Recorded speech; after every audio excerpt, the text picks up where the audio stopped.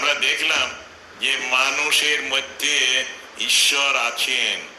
উপনিষদে আছে একটা সুন্দর মন্ত্র, মন্ত্রটা বলছি না, যার অর্থ হলো পরমাত্মা পরমেশ্বর তিনি নিজেকে প্রকাশ করছেন।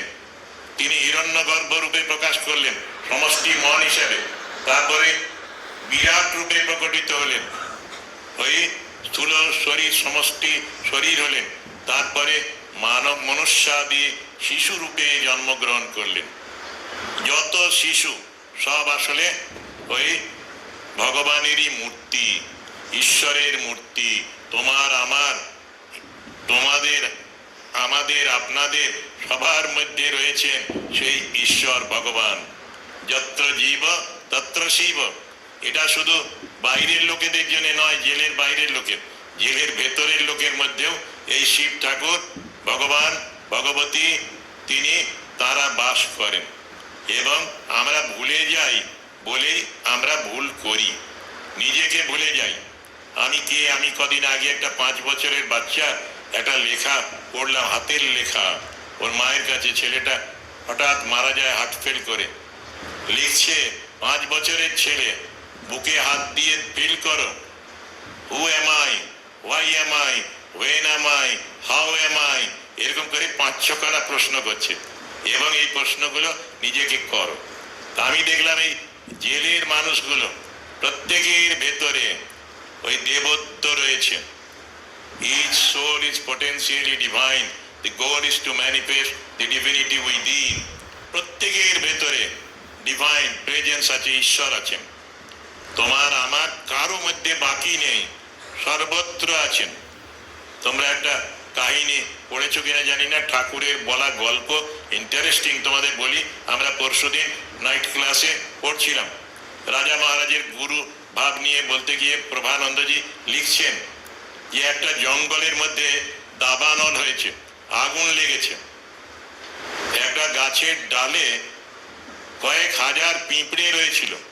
সেই পিঁপড়েরা ভাবছে এবারে তো আমাদের নেমে যাবার উপায় নেই, নিচে আগুন জ্বলছে। সেই সময় একটা বড় হাতি বেরিয়ে যাচ্ছিল আগুনের থেকে রক্ষা পাওয়ার জন্য। সে সময় পিঁপড়েরা বললো, হাতি ভাই আমাদের একটু বাঁচাতে পারো, সুঁড় দিয়ে এই ডালটা ভেঙে বাইরে নিয়ে চলো, আগুনের বাইরে। হাতি কাজ করলো, ওদের কথা মতো শুনলো। এরপরে কিছুদিন কেটে গেল। কিছুদিন পরে ওরা জঙ্গলের মধ্যে একটা চেনা কণ্ঠস্বর পেল।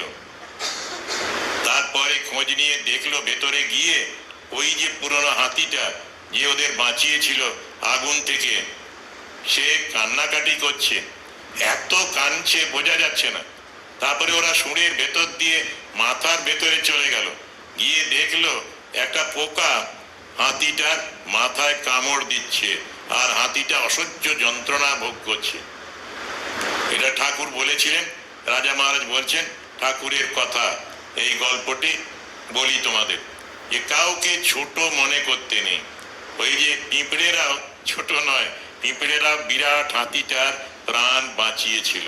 ছোট ছোট পিঁপড়ে সবাই মিলে একসাথে ওই পোকাটাকে কেটেই ফেললো, কেটে টেনে হাতির মাথা থেকে বের করে নিয়ে চলে এলো। বিরাট অপারেশন, সার্জিক্যাল অপারেশন করে এলো, নীরবে, সাইলেন্টলি।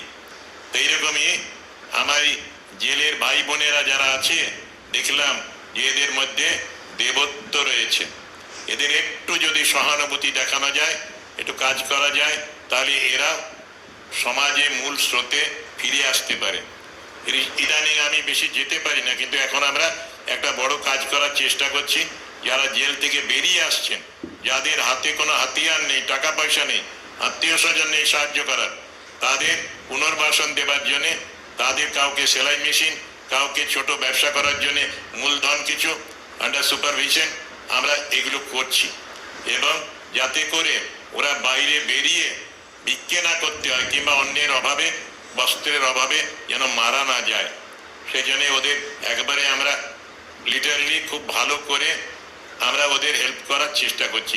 জেল থেকে বেরিয়ে আসার পরে, জেলের ভেতরে, জেলের পরে, ওদের ছেলে মেয়েরা যখন বন্দি থাকে, ছেলে বাবা মায়েরা, সেই সময় ওদের ছেলেরা বাড়িতে থাকে। ছেলেদের পড়াশোনার ব্যাপারেও আমরা যথেষ্ট ওদের হেল্প করছি। এখন ওরাও নিজেরা ড্রামা করে, বাল্মীকি প্রতিভা, এইরকম নচিকেতা, আরো রক্তকরবী, এইসবগুলো করেও কিছু অর্থ রোজগার হয় ওদের। সেইগুলো ভেতরেই হয়, বাইরের হলে গিয়ে যখন কাজ করে তখন ভক্তরা বা শিক্ষিত মানুষেরা কিছু অর্থ সাহায্য করেন। সেই ফান্ড থেকেও ছেলে মেয়েদের পড়ার খরচ দেওয়া হয়। এবং আমরা মিশন থেকে ওই বাচ্চাদের হোমে রাখার চেষ্টা করি। কিছু ছেলে রহড়ায় থেকেছে, কয়েকজন নিমপিঠে মেয়েরা থেকেছে, এইরকম ভাবে অনেক জায়গায় ওদের রেখে ব্যারাকপুরে রাখা হয়েছে এবং ওরা পড়াশুনো করছে। একেবারেই খুবই সারপ্রাইজিং হবে, আশ্চর্য লাগবে তোমাদের। একজনের বাবা 24 বছর জেলে ছিলেন, তামিজ উদ্দিন নাম, ওর ছেলে দিলওয়ার হোসেন। ওর ক্লাস 10-এর পরে রতুয়ায় কোনো রকমের 12 পাস করলো, তারপরে চলে এলো আমাদের কাছে, এসে বলে মহারাজ আমাকে একটু পড়ার ব্যবস্থা করে দিন না, আমি কিন্তু ভালো পড়বো। তাকে বাংলা অনার্সে বেলুড়ে ভর্তি করা হলো। ফার্স্ট ক্লাস পেল পার্ট 1-এ, পার্ট 2-তে, MA-তে, তারপরে নেট পরীক্ষা দিল, নেটে JRF পেল, জুনিয়র রিসার্চ ফেলোশিপ। এখন সিনিয়র রিসার্চ ফেলো হয়ে বেলুড়ে কাজ করছে। আমাদের এখন ট্রাস্টি হয়েছেন, বিদ্যা মন্দিরের প্রিন্সিপাল ছিলেন, বাংলার অধ্যাপক ছিলেন শাস্ত্রজ্ঞানন্দ মহারাজ, ওর আন্ডারে ও PhD করছে। কয়েকদিন পরে দেখা যাবে ও কলেজের অধ্যাপক হয়ে যাবে।